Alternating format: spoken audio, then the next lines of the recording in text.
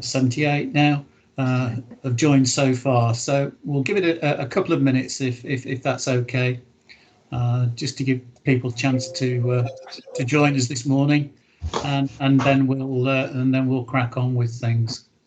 I see we're getting some good weather reports from across the country. It seems the sun is shining in Oxfordshire, but based on what else I've seen, it seems to be sort of fairly dull and grey across the country, although Collins just said that it's reasonably bright in York and the floods are receding. So I hope the flooding has not been too bad in that part of the world.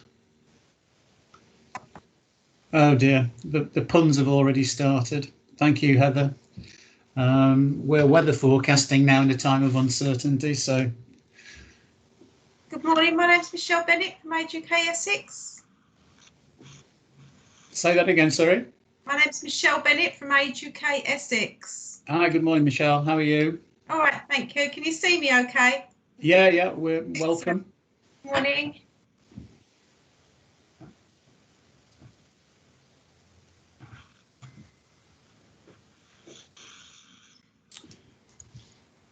Okay, I think people are going to continue to join us as we progress. So I think we'll crack on, because I'm very conscious that people's time is precious. So first and foremost, really great to see you all, even if it's virtually. And thank you again for taking the time out to join us. This is our third virtual finance meeting. As I said earlier, we've got over 100 people booked on, which I think shows the level of interest in this particular topic, and I think how key it is at the moment for all colleagues in the network at the moment. So just a bit of housekeeping in terms of, because we've got so many people on the meeting, it would be great if everybody could keep themselves muted. That obviously stops with interference and so forth. Whether you want to have your video on or not is entirely up to you. I know that for some colleagues with broadband, it can be a bit of a challenge to have it on, but that's entirely at your discretion, and I leave that to you. If you've got any questions, the easiest thing to do is to put them into the chat, and David and I will either answer those directly if we feel able, or we will pose them to Stuart at the end of the presentation that he's going to make shortly.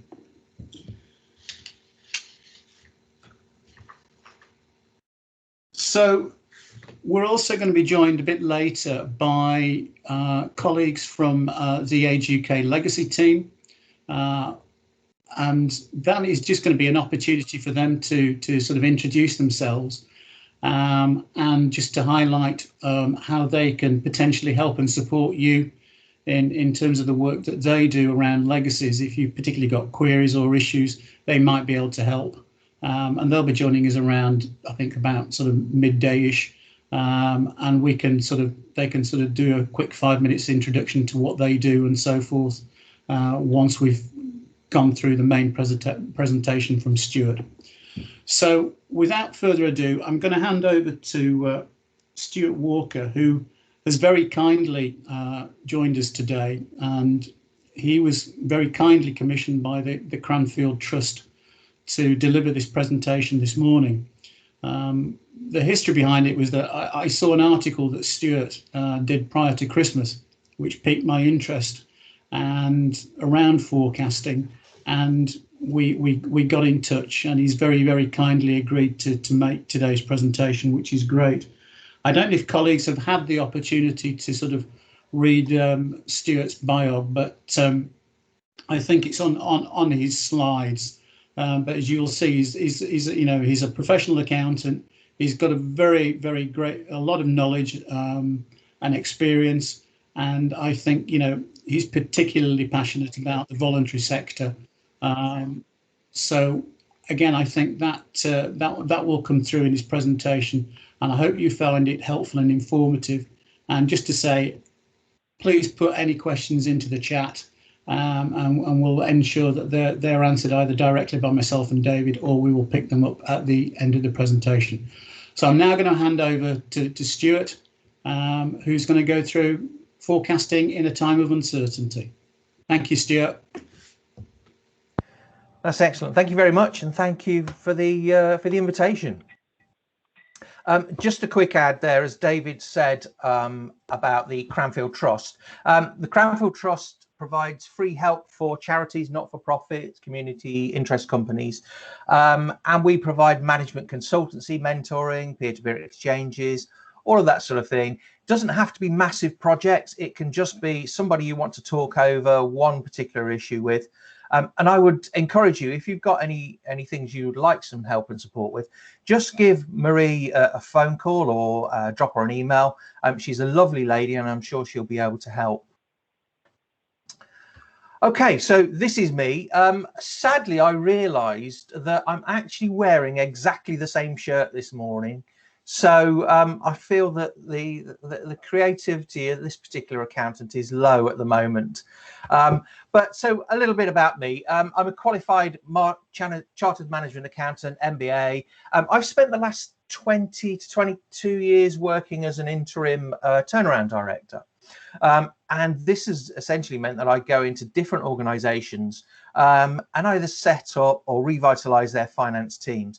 And I suppose pretty much every single one of those, I've done some form of forecasting, whether it be just a short cash flow forecast or a very, very large full forecast for things like non-execs. The last year or so, I suppose I've developed what people would call a portfolio career. I'm also a finance trainer. And since we've all been in lockdown, most of my work has actually been on business writing. So I spend a lot of time writing for businesses and charities, not-for-profits, which has mainly involved COVID and Brexit, I think, for the last 12 months. I also work as a volunteer consultant with the Cranfield Trust, and also I'm a charity trustee, and I'm a volunteer with other organisations. And I've worked with a number of different types of organisations over the years, which kind of informs my my presentation today. Okay, so what are we going to go through? Well, I want to go through why we forecast, and particularly why it's different in a time of uncertainty. I want to look at environmental scanning and what ifs and how you build those into your forecasting process. And also, I want to give you really a practical side of what I do when I go into a new organization, and especially if they haven't got any forecasting in place, what are the steps I take to get some sort of comfort around the numbers.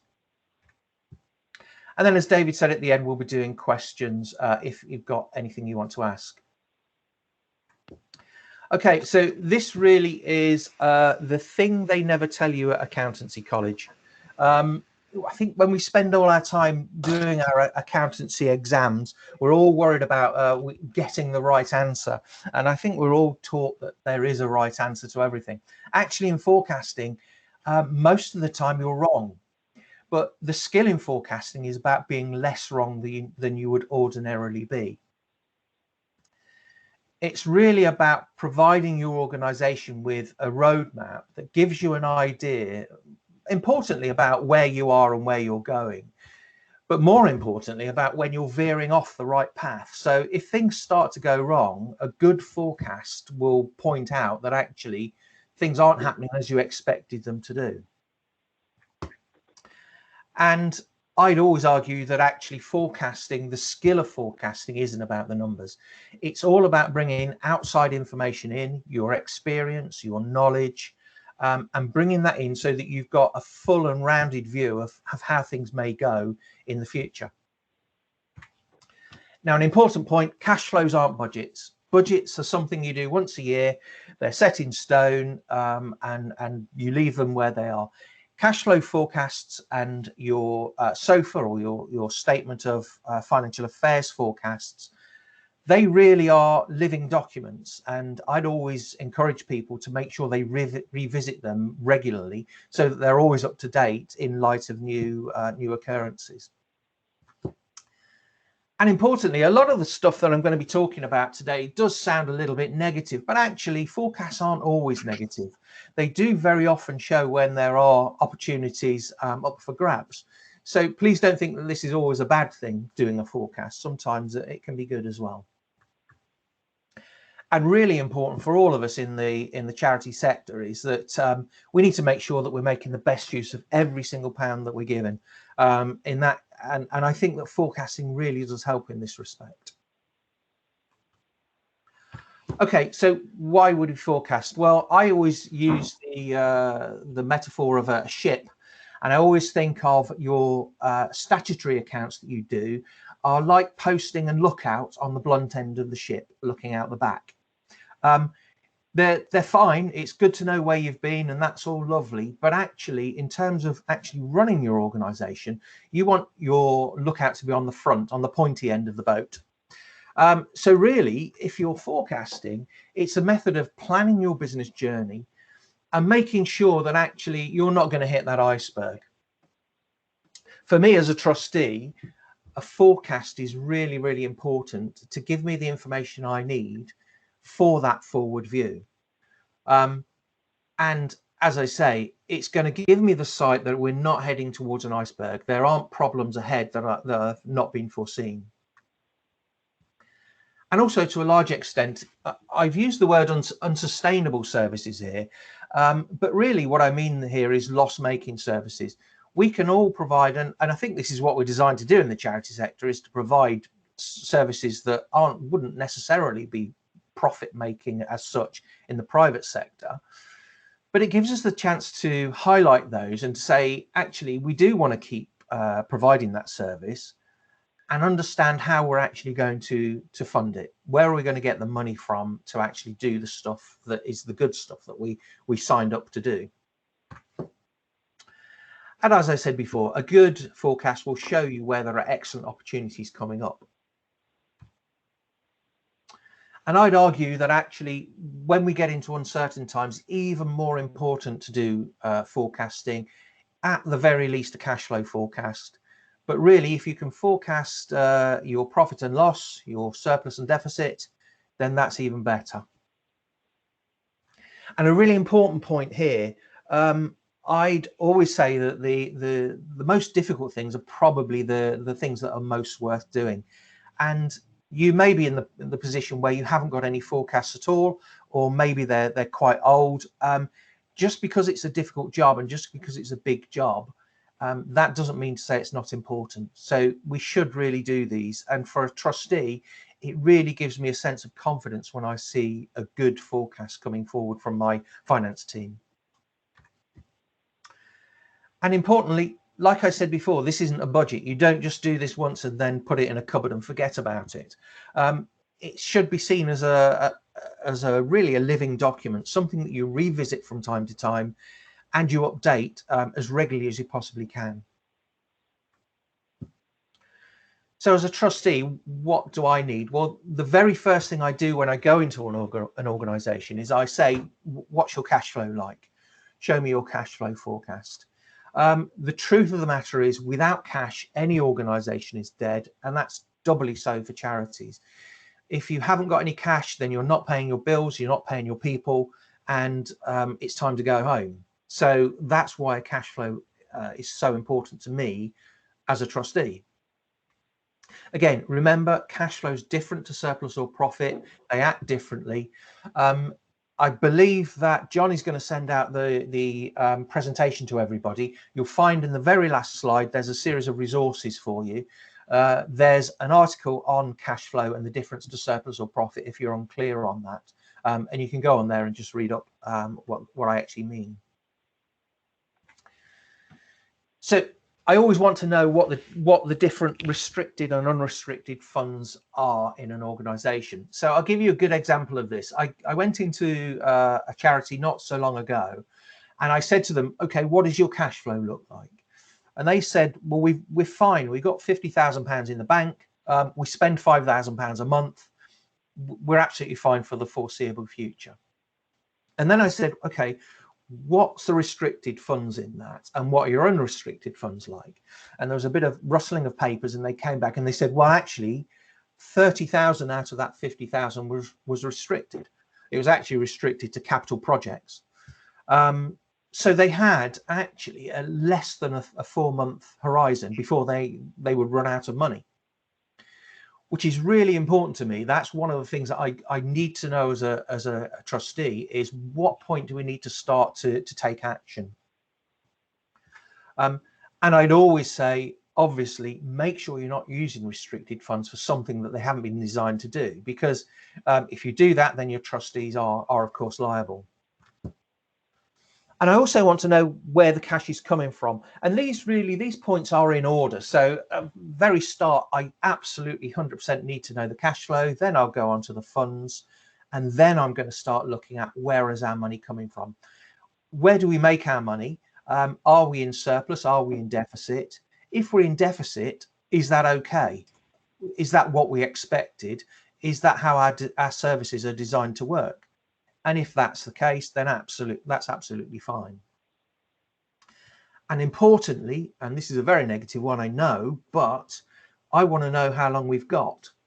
So what do my close down costs look like? How many people do I have to pay redundancy to? Do I have other obligations that I need to pay out on leases or whatever it might be? I need to know, what's my planning horizon.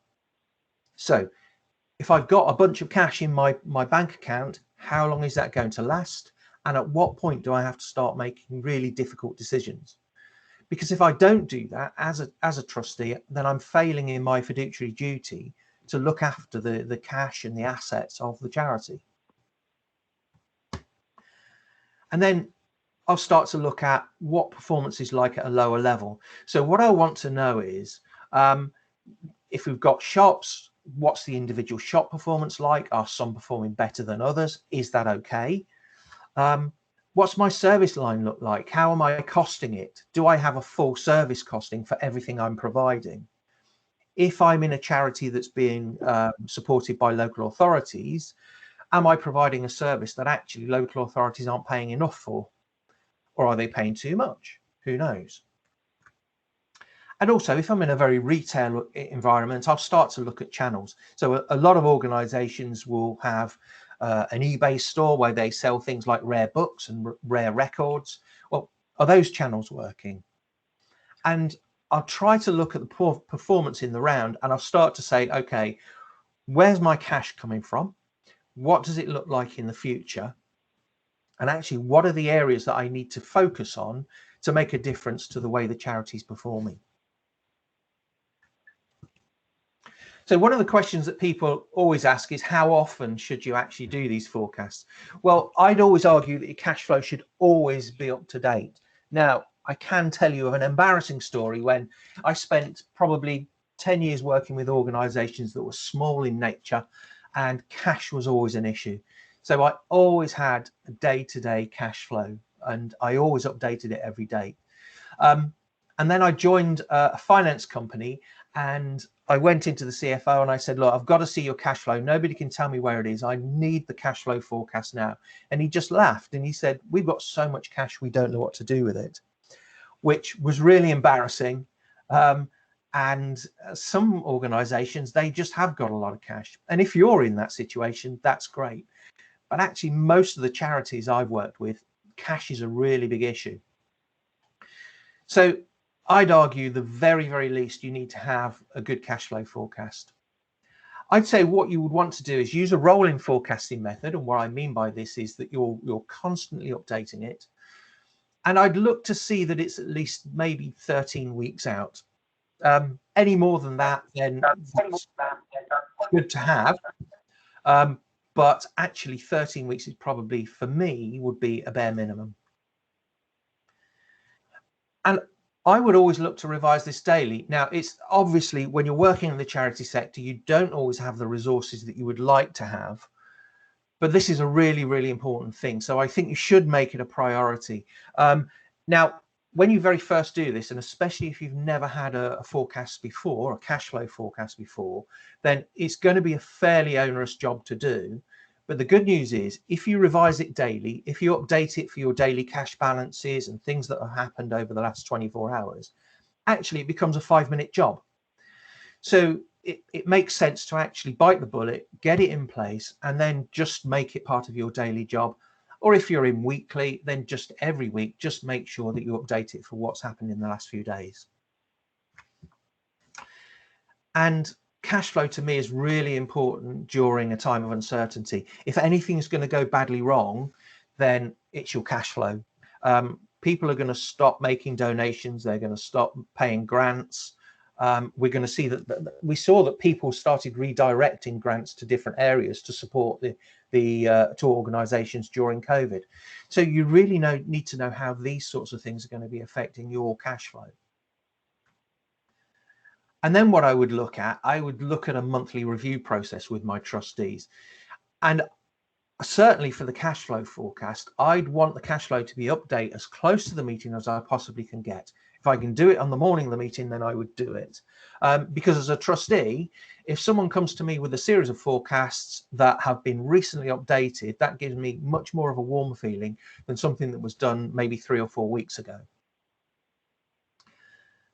And again, during the monthly review process, I'd be wanting to see realistic close down costs. Now, when you first do this, when you first work these out, that is quite difficult because you have to work out maybe redundancy costs and close down costs that are going to come along. But those won't change necessarily on a month-to-month basis. So they really just need a fairly light touch review to make sure that they're still realistic. So once you've done them, they're largely in place. And in the monthly review process, again, I'm doing my surplus deficit, I'm showing people where the money's going to, and I'm doing my business performance review. So I would be wanting to forecast those out for a reasonable amount of time for my trustees, just so that they can see the way that the organisation is shaping up for the next few weeks. Okay, so I've done quite a lot of work with PE companies and venture capitalists, those sorts of people. And one of the things that's always comedy gold in the accounting sector is when they ask for a 5-year forecast. Because what we know is that actually, if you're forecasting 5 years ahead, you're pretty much putting a finger in the air. I've got no idea where I'm going to be in 5 years' time. And I've got no idea what's going to be in my bank account. However, what I can pretty much tell you is 100% what's going to be in my bank account tomorrow morning. So your accuracy goes down the further away that you forecast. It's a fairly obvious thing. You're not going to know what's going to happen. And again, let's look at COVID. 2 years ago, would any of us forecast COVID?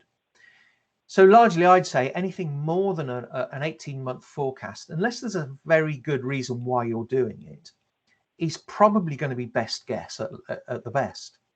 And you have kind of, I would say, a cone of uncertainty. So when you're at the 1 day to 1 week area, you're going to be pretty accurate. But the further away you go, the level of difference in your forecast from reality is going to be quite wide. And by the time you get to 18 months, you can have any type of outcome. So it's good to see in your forecast that you've got a direction of travel. But obviously, by the time you get to 18 months, you're putting a lot less weight on the answers that you're seeing there. This is why I say a 13-week cash flow forecast is a really good place to start. Okay, so when I go into an organization, what do I do? Well, very first off, I want to understand what I'm trying to achieve. So I need to know what are the problems facing the organization. Now, if I go in as an FD or a trustee, the very first thing I want to know is that this organization isn't going to close down in the next couple of weeks. So I'll ask myself, do I actually need to forecast everything? The truth is, most of the time, you don't need to forecast your balance sheet. It's a nice to have. And if you've got time to do it, that's great.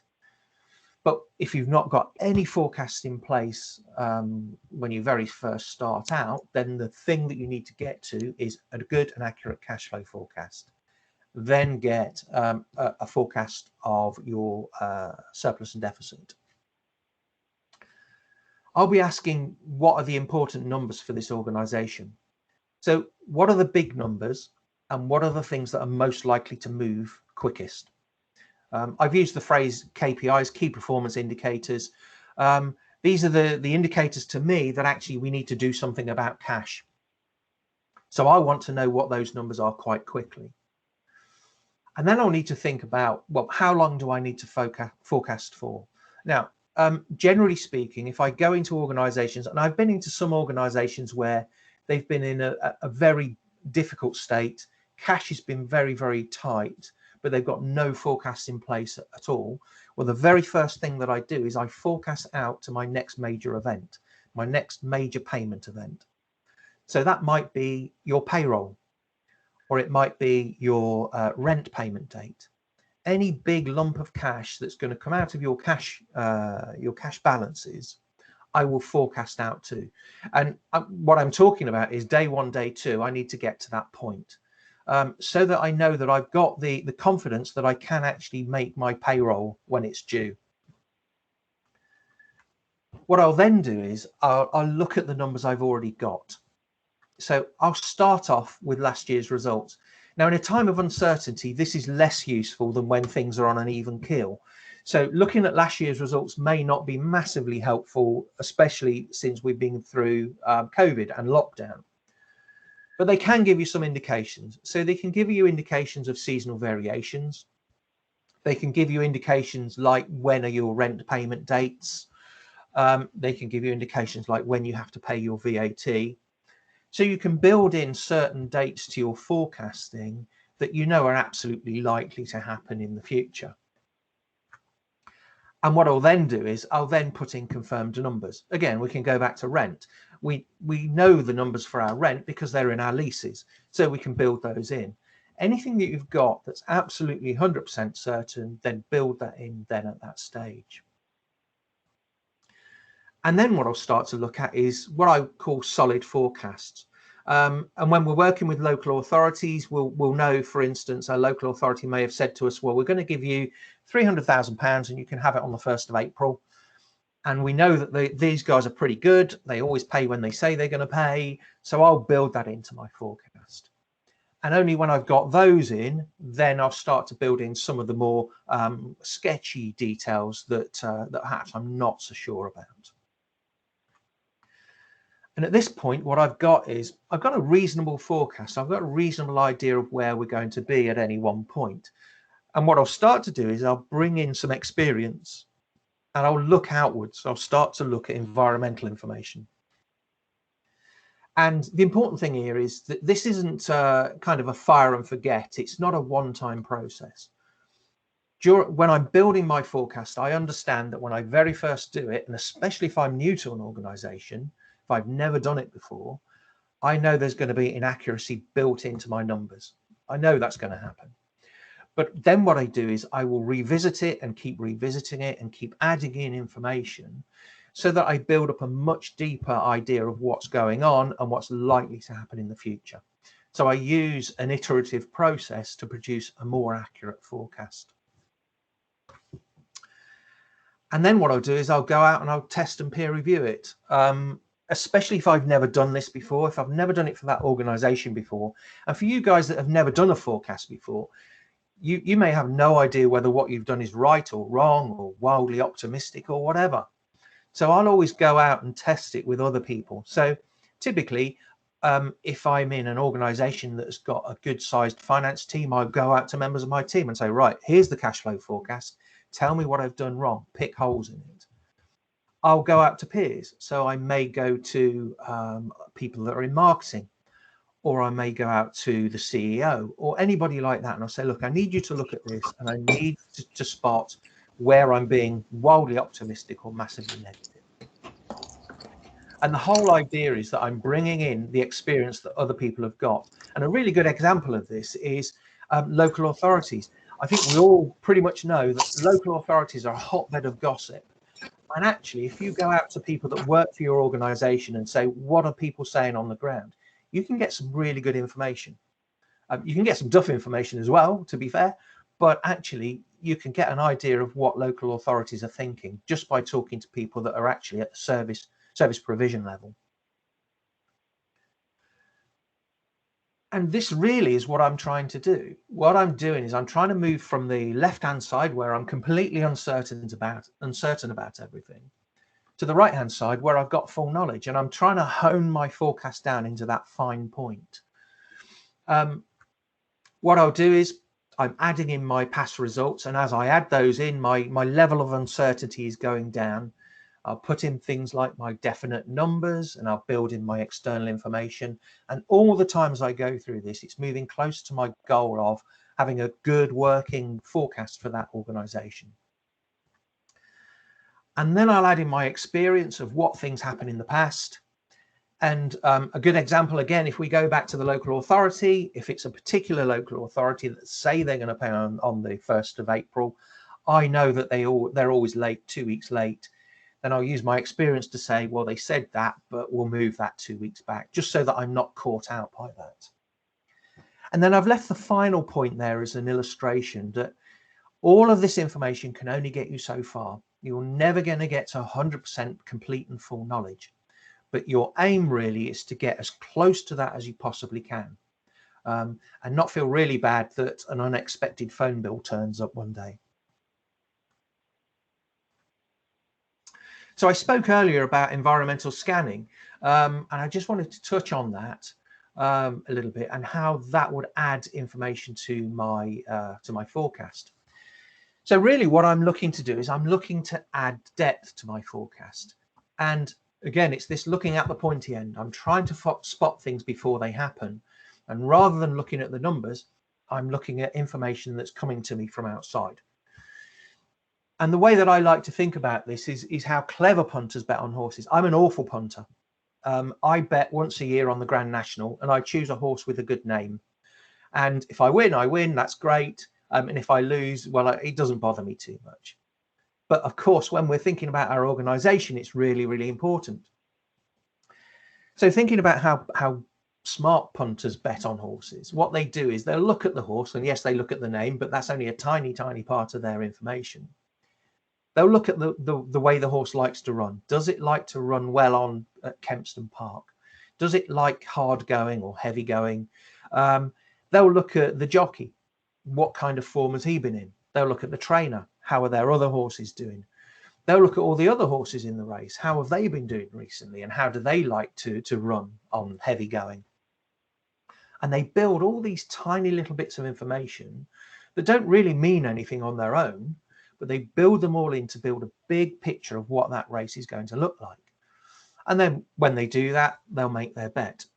And in an ideal world, they'll win more than they lose, and they'll get fairly accurate at it. And it's no surprise that the best people who bet, or the best punters, are the people who put in the most effort, who bring in the most information and talk to as many people as they can.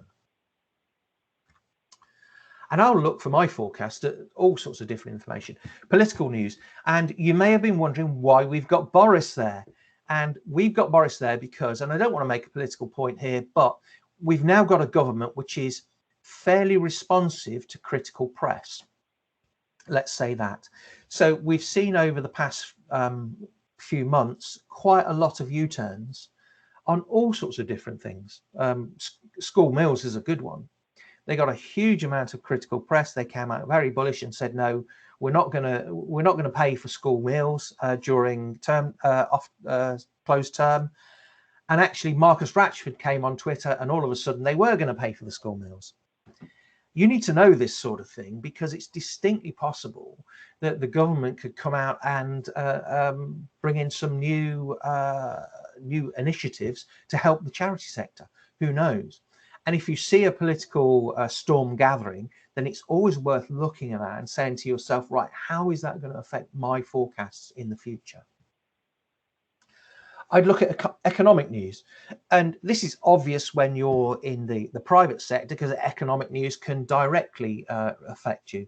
But especially in a time of uncertainty and when we're going through a downturn as we are now, economic news is really important. And I would typically look back to 2008 and what happened during the last downturn.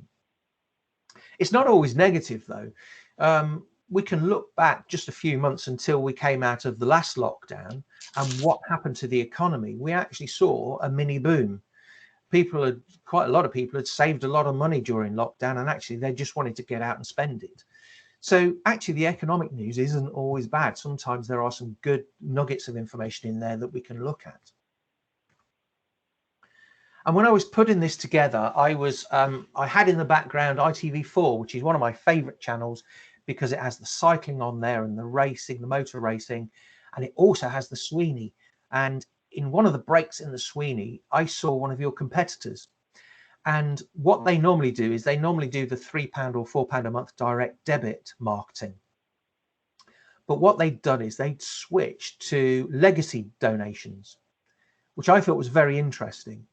Because as long as I can remember, they were doing the £3 and £4 direct debits. The fact that they've changed suggests to me that what they've done is they've looked at the way their donations changed 10 years ago, and they said, okay, we need to move. We need to think about how we can get more money in from a more regular source. And I would say, what are your peers seeing? Again, going back down to the people at service provision level, what are they seeing on the ground? What things are happening? How are your staff and volunteers feeling about the situation? And again, take lessons from history. What happened in the past? What happened after the last lockdown? What happened after the last downturn? So all of this should form together to give you a good idea of the numbers that need to be going into your forecast and what the uncertainty around it is. And then what I would do is I'd start to bring up some what if information. So I'd do some what if scenarios. So when times are uncertain, it's always good, if you're trying to reduce the risk, is to start asking what if this happened. And I'd start with the things, my KPIs, the things that are going to make the most impact to you. What's going to make the most impact to your cash flow? What will make the most impact to your profitability or your loss? And what are the things that are likely to move the most? So if something is always the same, like for instance, rent is a good example of that. If that's never going to move, then actually, do you need to do a what if scenario about it? I would say no. And then what I would do is I would have my base case forecast, and that would be kept to one side. And then I'd produce new versions of it, and I'd start to flex some of the things in there to show what would happen. And what I'm really doing here is a sensitivity analysis. I'm starting to look to see what happens if things go better than we expect. What happens if that local authority suddenly comes to me and says, we've got this £300,000 and these are the services we want you to produce. But probably more germane is what happens if things go worse than we expect now? If our funding dries up, what do we do? What happens to our cash flow, and what does that mean in terms of service close down? But again, I mean, one of the things that we saw, and I was involved with a charity back in the last downturn, and we didn't predict this at all. But what happened was we predicted that actually local authorities would stop giving out grants. We predicted that. What we didn't predict was that they'd stop providing services, and actually we'd have to step in and provide those, because if we didn't, then who would? So what happens if you have a big increase in service provision and you need to produce more? Where do you get that money from? And again, if you've got the resources, then I'd say look at scenario planning. And you can use volunteers, you can use people like the Cranfield Trust to help with this. I've also put another link in the resources page, so you can look at that. There's a good article on scenario planning, what that actually means and what you have to do. You can have a fairly light touch to this, or you can go into great detail. It really depends on how much time and effort you want to put into it. Okay, so what does the future hold? Well, I really haven't got a crystal ball, unfortunately. None of us have. But the first thing we can do is look back to what happened in 2008-10. How did things react? We saw a pretty harsh time of austerity. We saw some quite different changes, or some quite dramatic changes to the way that service provision was funded. We saw the ways that local authorities changed the way that they interacted with other sectors. So we do need to be aware that actually things are probably going to change quite dramatically. There might, as I said before, there might be specific stimulus packages. We've seen some of these coming out for the private sector, especially things like hospitality, but there may be something for the charity sector. And if we're doing our environmental scanning and we see some of this is on the horizon, then I'd want to be doing a what if scenario to say, right, what if we can make use of these stimulus packages? Unemployment, without doubt. Well, I wrote this before we had the latest unemployment figures. Well, unemployment is rising now, and it's probably going to go up much more, especially after March, April, when the furlough payments end. It'll be a bad thing, probably, because donations are going to go down. It'll be a good thing because it's likely we're going to find that we have more volunteers. And certainly I know my local food bank are inundated with volunteers at the moment, because I have a positive view of humanity, and I think that actually people just want to help. And if they've got time, then they do actually want to get involved. And I think there's going to be an open up bounce. I absolutely guarantee it. I'm desperate to go down the pub and have a pint. I want to go out and see some live music. I want to go to a festival. I want to go and watch sport. I just think that there's a pent up demand. But also at a charity level, I used to like going into my local charity shop, actually my Age UK shop, and buy some books for my grandkids. I used to like to browse the vinyl to see if there's anything that I wanted to buy there for my vinyl collection. So I think that the people are probably feeling very similar to me. And when I speak to people, they all say, no, we definitely want to get out. We want to get out and doing things. So actually, in your what if scenario, you can say, well, actually, when we open up, what is going to happen? Is it going to be a positive outcome? And again, you know, we could see more mutations. We could see a different strain entirely. At the moment, the news seems good. It seems like that the vaccine is actually stopping different strains and different mutations. But you do need to build in what happens if next November we're going to end up in another lockdown. If that's the case, then how do you build that into your forecast? And I would, again, I'd be doing a what if on that. And the thing I'd say is charities are definitely going to be in a competitive environment. There's a local trust near us that provided some good funding for one of my charities, and it was lovely. But what they did was they then completely stopped one funding line, and they moved it totally over to go COVID recovery. So all of the projects that you put in had to show how you were going to be recovering from the COVID and the lockdown.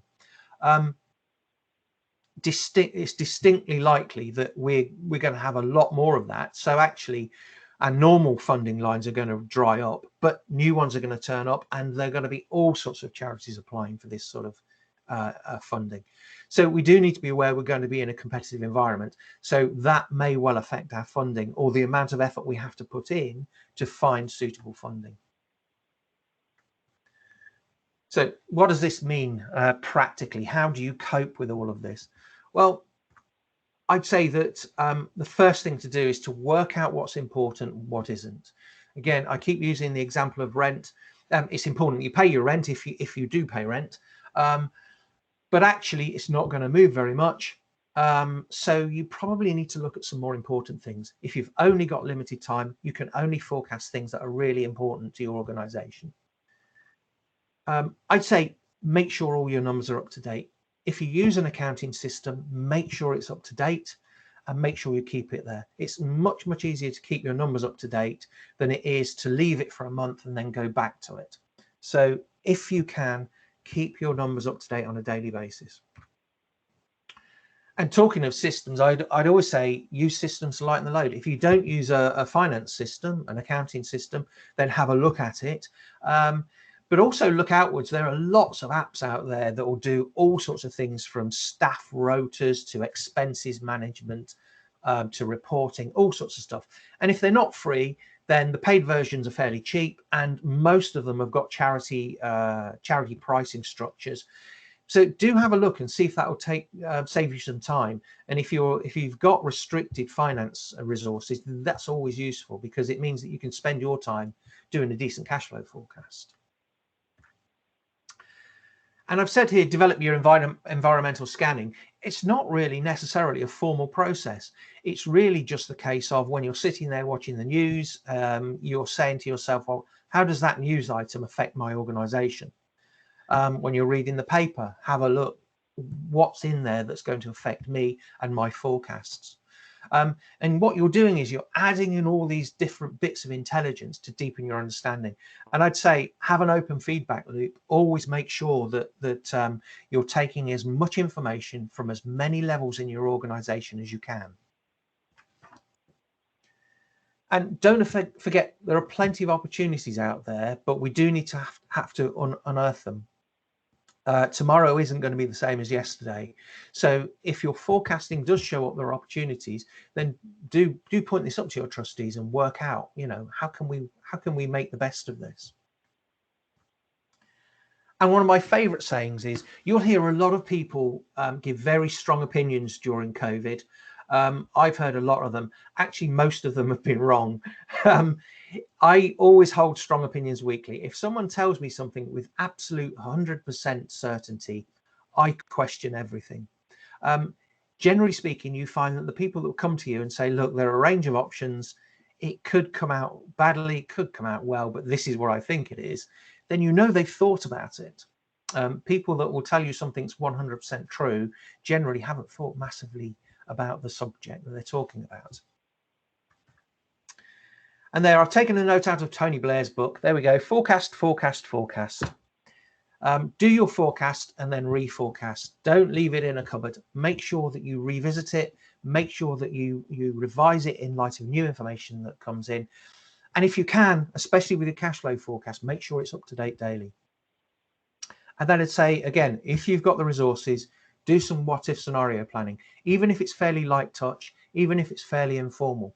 But just ask yourself and ask your organization, what if this happens? Okay, so that's me done. I'm wondering if we've got any questions there, David.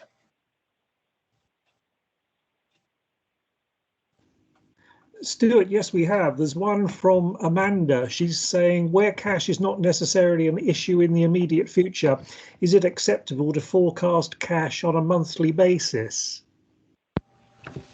Well, yes, if you've got lots and lots of cash, that's absolutely fine.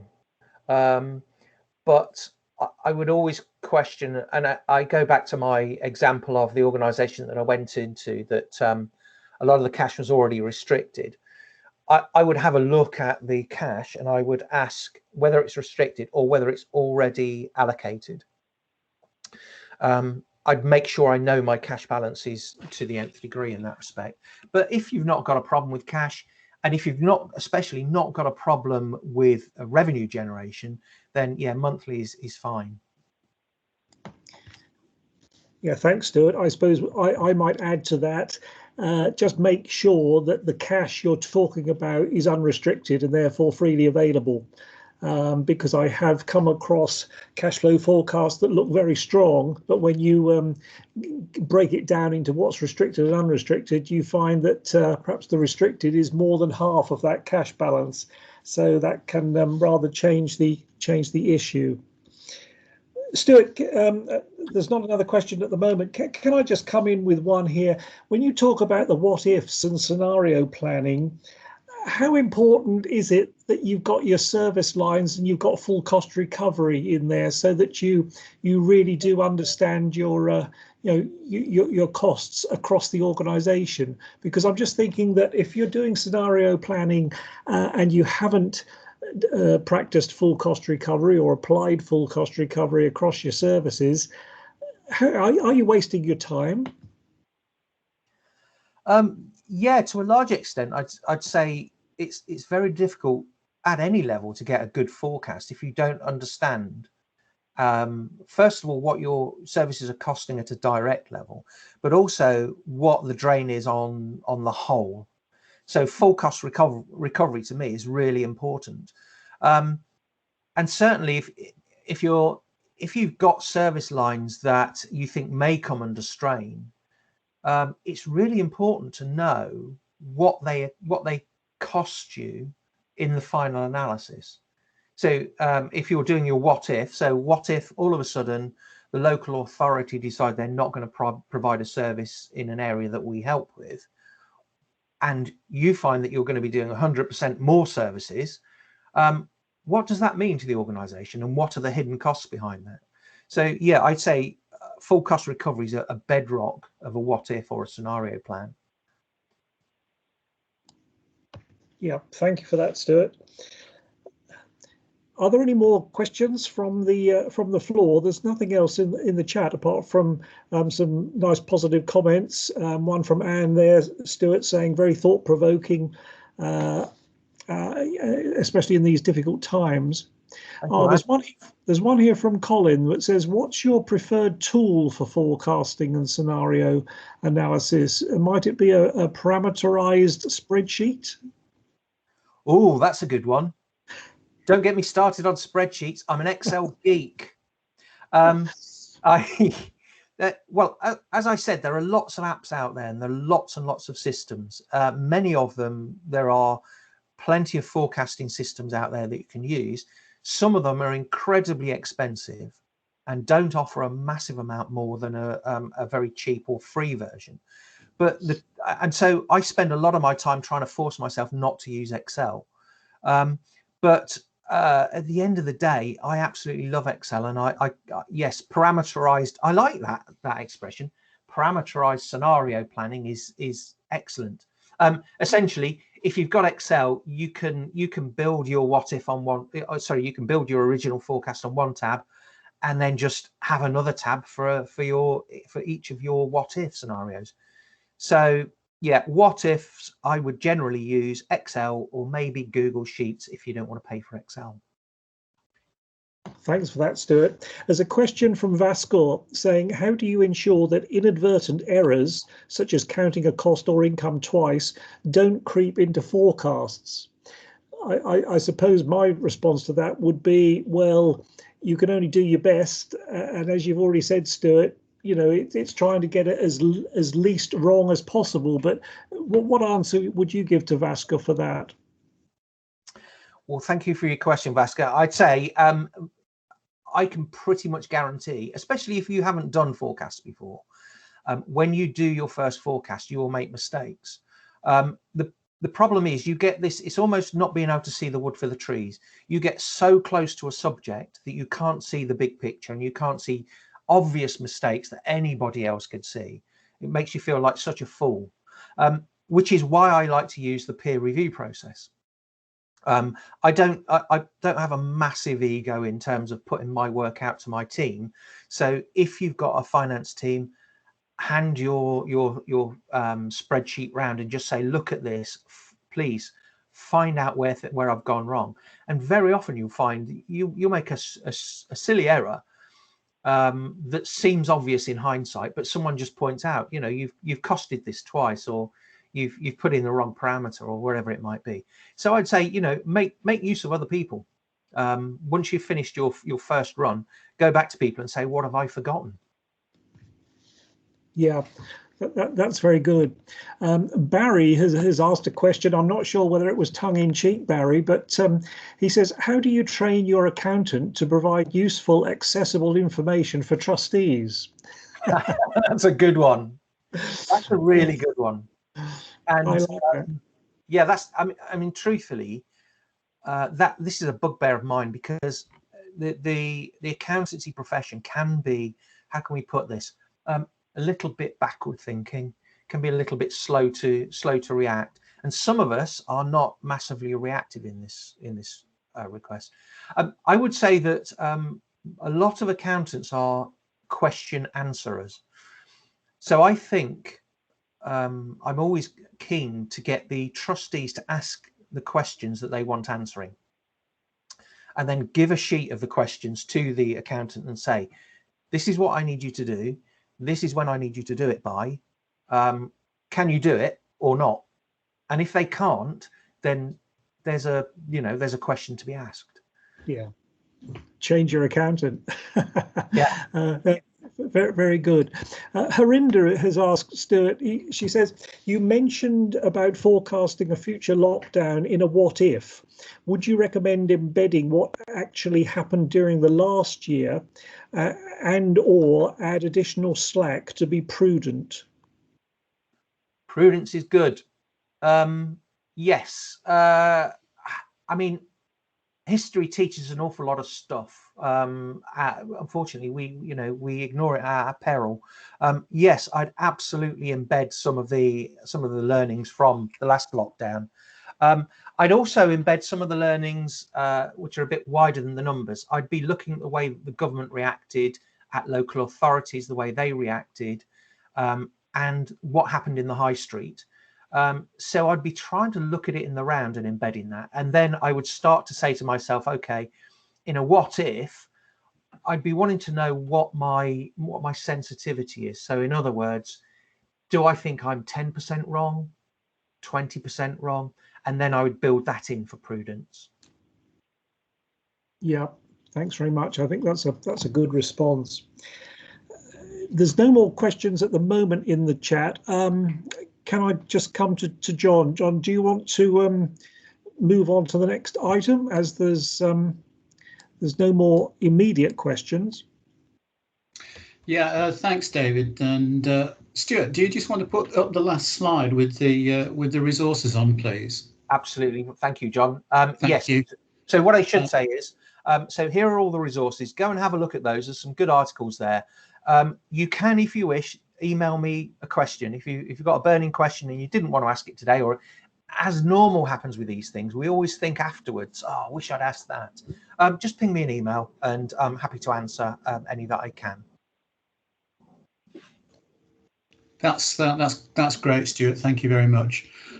Just also to say that some colleagues have also put in some observations in the chat about how we might be able to avoid some errors and so forth in terms of forecasting a budget and cash flow and predicting the closing balance sheet may help to avoid that.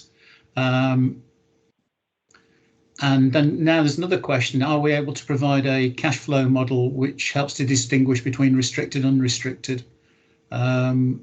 Because obviously a lot of our partners are utilising a mixture of funding, restricted and unrestricted.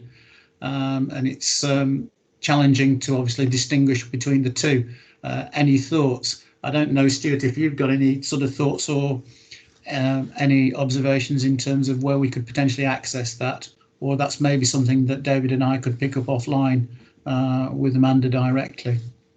Yeah, I think you have got a cash flow format, I believe, which is helpful to a large extent, especially if you're in the very early days of forecasting.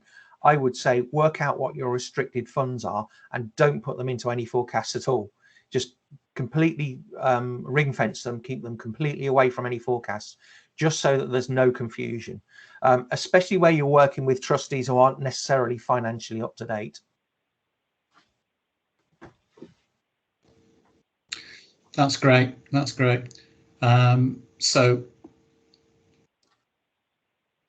do you have that cash flow that you mentioned, or is that something that's available on the Cranfield website? I do have a recollection at the back of my mind that there was something in the resources on Cranfield about a cash flow. Is that the one you were referring to? Or? No, I think David sent me a copy. All right. Okay. Okay. If I remember rightly. Right. Okay. Okay. Yeah, we can share a cash flow template, and we can either share a 13-week one or we can share a monthly one, whatever colleagues' preference is in that respect. And yeah, Stuart's email is on the slides, and David's just put it also into the chat, which is great. And thank you for making that offer, Stuart, in terms of, if any colleagues have got any questions, that's very kind of you. And can I just say also thank you very much indeed once again to you and to also the Cranfield Trust for kindly supporting us today. It's very, very much appreciated, and we know, David and I particularly know, how much work you've put into doing this for us. So that's really very much appreciated, and I hope you can see some of the comments in the chat to say that, you know, the various thanks that have been put forward, and I'd just like to reiterate mine and David's in that respect. So thank you very much indeed for your time and all your input on this. It's very much appreciated, and it's always great to get an external perspective on things, and particularly somebody with a wider charity perspective. So that's great. Thank you very much indeed. That's brilliant. Thank you very much for inviting me. I'll stop sharing now and log off if that's okay. That's great. Okay, Stuart, that's very kind of you. Thank you very much. Awesome. We'll probably pick up with you afterwards anyway, but that's great. Thank you very much for your time. Cool. Okay. I did mention right at the beginning that our colleagues from the legacy team would just like to sort of give a short introduction to themselves as a team and the support that they can offer. And I can now see both Jane and Fareed on camera, so I can stop panicking as to thinking, are they there or not? Because we've got so many attendees today. So I'm going to hand over to Jane and Fareed just to sort of give a brief introduction into the work of the legacy team and how they can potentially support the network.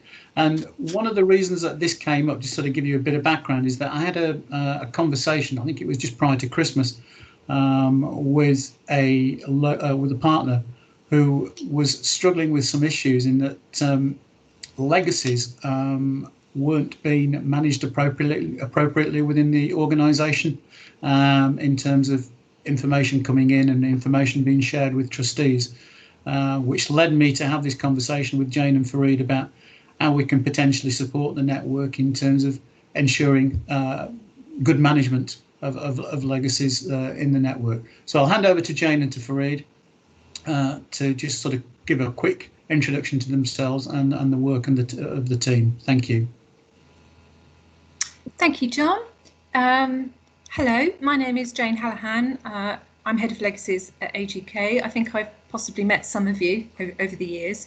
My role is to oversee the legacy marketing and management at AGK. And with me today is my colleague Fareed Qazi, who's the Senior Legacy Manager. Fareed is also a practicing solicitor who leads the legacy management function here at AGK. And the team is highly regarded across the sector due to their skills and experience, and the team frequently lead on cases where multiple charities are involved. That's what happens when your name begins with A. Now, we were invited to attend today to make ourselves briefly known to you all and outline how we can best support the network, because legacy administration is extraordinarily complicated. The role of the legacy marketing team, just very briefly, is to encourage the general public and our supporters to leave a gift in their will to AGK, as you know.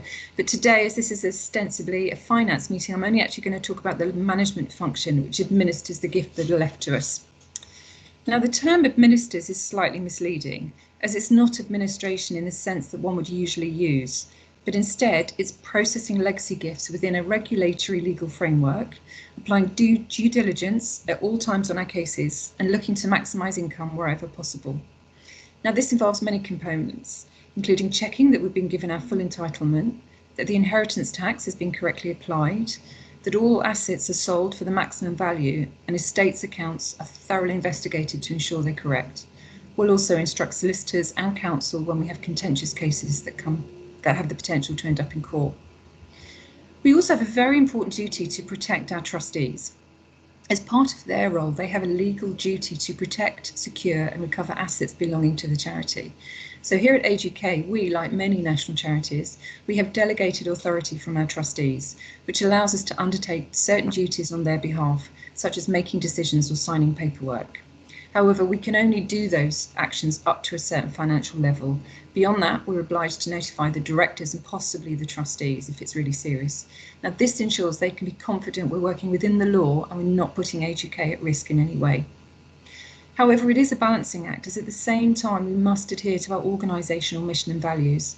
We're frequently dealing with bereaved families of the deceased, so we must be sensitive to their feelings and also how AGK will be perceived. You know, this is a really difficult time in people's lives.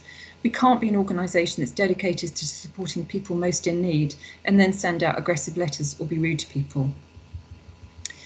So how does this all benefit the network? Well, firstly, we subscribe to a paid-for service called SME and Ford, who are probate agents, that tells us all about the legacies left to Age UK. And I use that term really broadly, because this includes all the legacies left to the network, as well as Age International. Every week, we notify all the relevant brand partners who are due to receive a legacy. So you might wish to check within your department or your organisation who receives those and what they actually do with them. Often we send them to a generic, if we don't have a named person, we'll send them to a generic email address. So this is money for your organisations. We don't tend to get responses, so we don't always know if you've received them. Secondly, we act as a sounding board for brand partners on very tricky cases. My colleague Fareed will cover that in more detail in a moment, and we do get calls from people and we'll help them strategise how they're going to manage the case. And lastly, sometimes the way that the will is drafted, sorry, I've got a frog in my throat. Sometimes the way the will is drafted means that we need to process the gift on your behalf and send you the income.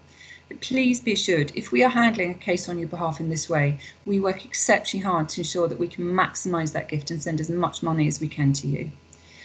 Sometimes we get queries about why income is taking so long, but on average, our files take about 2 years to get to completion, and unfortunately it's not within our powers to speed that up. We are reliant on the solicitors who are handling the cases. Sometimes it's many, many, many more years.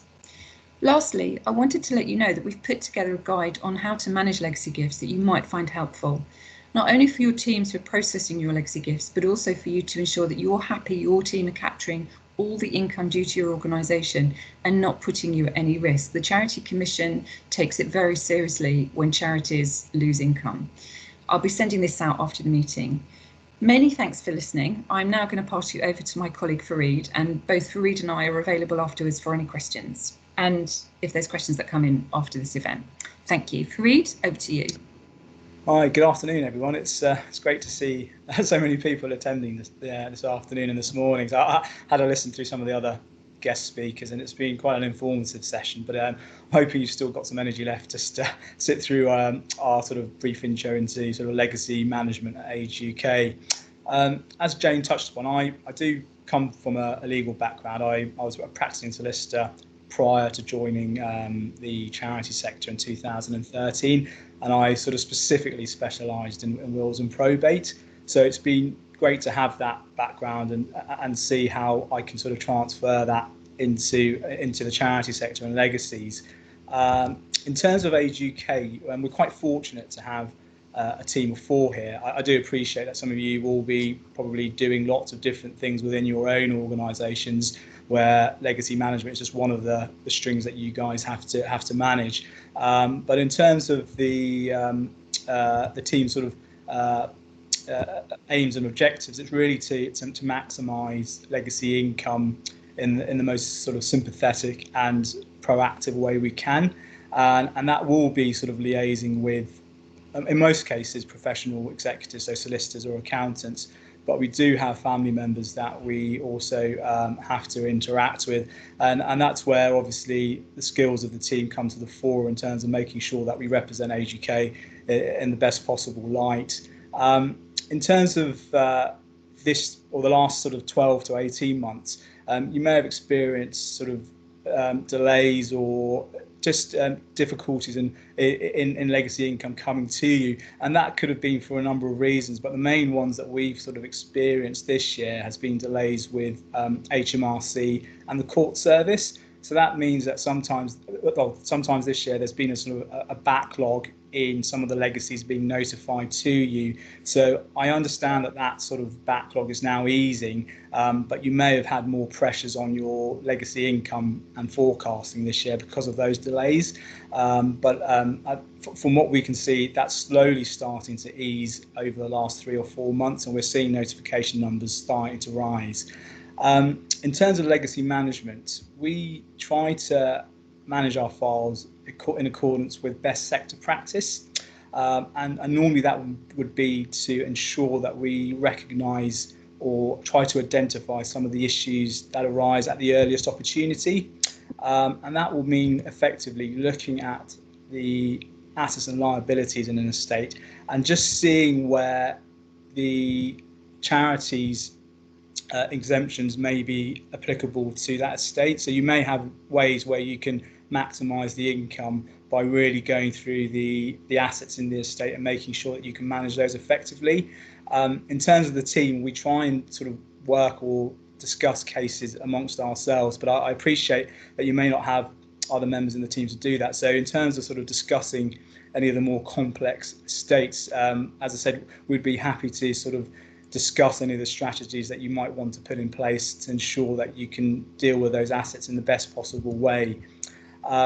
I think in terms of most of the difficulties may arise where the estate has a mixture of shareholdings or property, and some of the executors may not know the best possible way to deal with those assets. So it's really important that you have a strategy in place at the outset where you can then discuss that with the executor and make sure that they deal with those assets in the best possible way. We do try and look out for added value, and that's where some of the work that we do actually enhances the value of the legacy. So you may have to look at ways to mitigate some of the tax in the estate. If you've not done that before, obviously AGK have sort of experience in that area. So if there's any cases or issues that you might have or want to discuss, we're happy to sort of try and discuss that with you and find a way for you guys to maximise that legacy income. But it's really a matter of sort of, I think, they're not always being a right or wrong answer to legacy management, but having a useful soundboard to discuss those ideas out with. We, as a team, work closely with our finance team, and that's really to ensure that we recognise legacy income at the earliest possible opportunity. And that's, again, in accordance with the regulations that are given to us by the Charity Commission, which sort of stipulate when charities can recognise that legacy income. So that can be really important for your forecasting, but also to give you an idea of when you can expect cash flow to come in. So I think in terms of discussing that, it's really important to have an idea of when you can recognise income, and then discussing that with either your finance director or finance team to make sure that you get a good hold on when you expect legacy income to come in. We do have sort of legacy forecasting done here on a quarterly basis, and I sort of work alongside Jane to make sure that we have our structure in place to make sure that we can forecast as accurately as possible. But as you may know, legacies is one of those areas of fundraising which can have wild fluctuations, and we can never predict when things might come in. But on the cases that we do have, we try and give a best guesstimate in terms of where legacy income is going to come in based on sort of the key dates in the administration process. So in terms of sort of moving forward, as sort of Jane said, we have got a guide that will be coming out following this. And within that, obviously, there are sort of key points that you should keep in mind within legacy administration. But by all means, I think I may have sort of discussed some cases with some of you in the past. If you feel that you want to have a brainstorm or a useful soundboard to discuss those cases, AGK would be happy, and my team would be happy to help and obviously discuss those cases with you. So hopefully you'll find that guide useful, and hopefully we can have a good relationship going forward in terms of discussing some of those more tricky cases with you. But that concludes sort of a brief snapshot into what we do at our end. Great, thanks Jane, thanks Farid. There's just a couple of questions come up in the chat. I don't know if, and I'll ask them directly if you don't mind. The first one is, does your team deal with only wills probate related legacies and also other cases, for example, where part or all of a pension has been left to Age UK or a local Age UK charity, for example? Yeah, so I mean, it really would depend on the circumstances of that pension. So I mean, it may well be that normally with sort of pensions and what happens after a death, there are certain sort of trust issues that become live. So we'd have to probably look at that in the context of what's gone on. But we certainly do have those sort of cases that come our way where there is a discretionary legacy because of the way the trust mechanics work around pensions. In terms of general sort of advice around pensions, we do have obviously the INA advice that we provide, but in terms of specific legacies or discretionary legacies that way, or donations, we do have or have had cases that has come up on. That's great, thanks, Fred. And then there's just a sort of a more sort of general question about about helping with will writing, or is that done by a separate Age UK team or service? So if you just want to sort of maybe just sort of give a brief overview of how that currently operates at the moment, that'd be great. Thank you. You're on mute, Jane. I was trying to, because my dog was being noisy, so I turned off my thing. You have to keep your will writing, and almost your relationship with the person that's writing the will at a distance. So if somebody came to you and said, I'm thinking of leaving a gift in my will, you don't want to be involved in that process in any way at all, because we can't have any situations where the family will say, well, my dad went along and had a conversation, and now they're in the will and I'm cut out the will, and you have a big fight on your hands. So I would always advise, in fact, I can't advise it strongly enough, if somebody comes to you and says, I want to leave a gift in my will to your organisation, what I do is I say, thank you so much, and I direct them off to a solicitor. I don't direct them to one of our schemes. I don't direct them to Free Wills Month. You need to keep it really, really clean. One of the things that we have seen over the past kind of 18 months, we've seen a few situations whereby beneficiaries who are using your service have left gifts in their will to members of staff. And obviously that's completely against our policy. So if that does happen to you, or if you come across that, please contact us. Heather has been helping the couple of organisations that's happened to, and we've got a solicitor who's got involved and really helped, because it often has to be reported to the Charity Commission. So I would say I would send them away. I would try and not get involved in that one. Oh, and I can see the things coming in now. The thing about when income and interim payments, what we were doing last year, when things were really difficult during the pandemic, we were saying at that point, if you could spare any cash, it would be really great. But generally, the flow of the executive of the file will go at the pace it goes at. Often, as we know, Farida mentioned earlier, there are many delays that we have absolutely no control over. You can't get the tax office to work any faster than it does. So it's worth saying, if cash is a particular issue, it's often worth saying to the family, if you can, that would be great. But yeah, I mean, I would always recommend that if you are aware that assets have been encashed, it's always worth engaging with the executor to see if they are able to provide an interim. They may not always be able to do so, because there are certain statutory notices that have to be placed after the grant of probate's issued, so they may use that as justification for not an interim. But I always find it's useful, if you do know that assets have been liquidised or encashed, just to ask politely whether there's any possibility of an interim, because you never know, there might well be, and we've certainly experienced solicitors being a little bit more sympathetic since the pandemic to releasing funds. So I would also, there's no harm in it, and I think it's I mean, obviously temper that with obviously dealing with lay executors that may not be as au fait with the processes and sensitivities around sort of asking for income before it's due. But I think it's not a bad practice to have in place.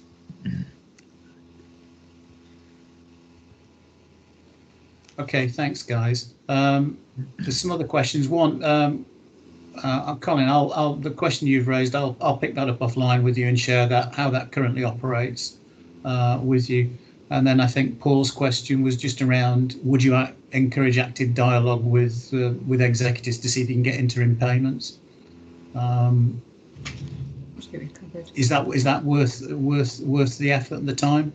Yeah, I mean, that's mirroring what I've just said. Yes, I think if you know that there are some liquid assets that have already been encashed, then I think politely engaging with the executors about that and seeing whether they can make interims, there's no harm there. And I think they can only say yes or no to that. So I think it's worthwhile. Great. Okay. And then finally, there was just a question: is this really useful? This is really useful information. Is it included in the guide that we've pulled together? And I think it probably is. Yeah, as you can imagine, there was so much information, so we've tried to streamline it as much as possible without going into too much detail or being overwhelming for your teams. But we're really happy to take feedback. Probably it's best through John.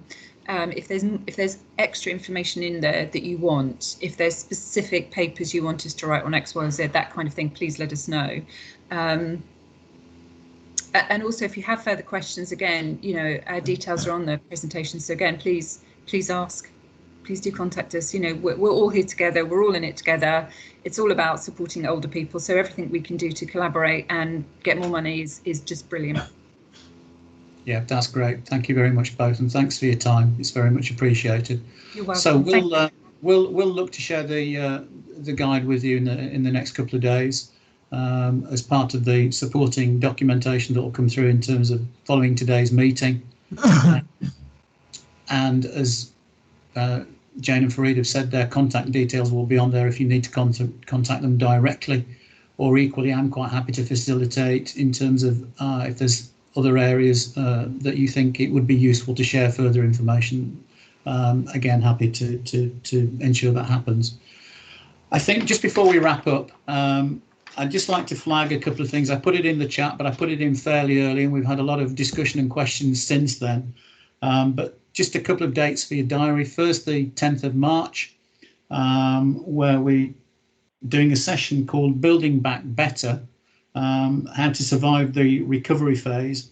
And that's going to be delivered by our colleague, Steve Billow. And again, the timings are the same. We're looking from 11 to sort of the 12:30. And again, Steve's going to use his knowledge and experience, or share his knowledge and experience of what we can look to, what's going to happen over the next 12, 18 months that's going to impact on the sector. And then the other date is the 24th of March, which will be the next Finance Network meeting, where we have Leo Jones, who's the head of charities from HSBC, joining us. And he's going to do a key presentation which is entitled Opportunities, Risks and Considerations for the COVID-19 Recovery, which will very much build on and complement Steve's session on the 10th. So please watch out for those details. We'll be putting out communications over the coming days. In fact, the session for the 10th has already been published. So again, if you want to join that and those either one or both sessions, then obviously please get in touch, and we're happy to ensure that you're booked on, and we'll send you the meeting details nearer the time. I think it just remains for me to say once again, thank you very, very much for taking the time to be with us today. I will ensure that the recordings are shared with you as part of the follow-up that I'll do. And the only thing is that they will be limited to 30 days after the day I send them through. But if you need to access them post that date, just let me know and I can resend them. It's just the way that our IT systems work here at this end, that they limit the timings on those. Again, happy to facilitate that as needed. So as I say, it just remains for me to say thank you very much indeed all for your time. It's been really fantastic that for the main presentation we had over 100 people on the call, which is a record. And David's now pushing me to say we need to get more for the next meeting and the next meeting. So so hopefully it's proved a useful or a good use of your time today. And just to finally reiterate, if there are any issues or concerns that you have, please don't hesitate to get in contact with David or myself. We're here to try and help and support the network, particularly around the financial governance issues. And equally, if there's other questions that you might have and you think, who would I talk to about that at Age UK? We're happy to try and obviously facilitate and direct you to appropriate colleagues in that respect. So we'll leave it there. We're 5 minutes early, so we can all go and have a an earlier cup of tea or coffee, whatever the preference is for lunch. And we look forward to seeing you at the next meeting on the 10th, or if not, then on the 24th of March. Thank you very much, everybody. Great to see you all, and thanks for your time. Much appreciated. Take care, all.